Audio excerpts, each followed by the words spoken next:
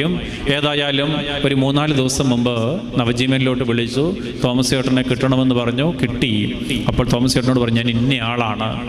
അന്ന് തോമസ് ചേട്ടനെ കണ്ടപ്പോൾ എനിക്ക് ഭയങ്കര സങ്കടമായി.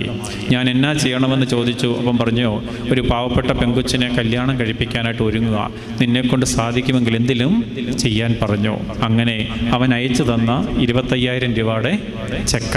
എന്നിട്ട് അദ്ദേഹത്തിൻ്റെതായ ശൈലിയിൽ പറയുകയാണ്, അന്ന് ഞാൻ അവനെ അവിടെ കണ്ട് വഴക്ക് പറയുകയോ ആക്ഷേപിക്കുകയോ മറ്റുള്ളവർ മുമ്പാകെ കളിയാക്കുകയോ ചെയ്തിരുന്നെങ്കിൽ അവന് എന്നോടൊരു വൈരാഗ്യവും വെച്ചുകൊണ്ട് അവനൊരു അനുതാപവും ഇല്ലാതെ അവൻ പോകുമായിരുന്നു. പക്ഷേ അവൻ്റെ മനസ്സിലൊരു മാനസാന്തരം വന്നു.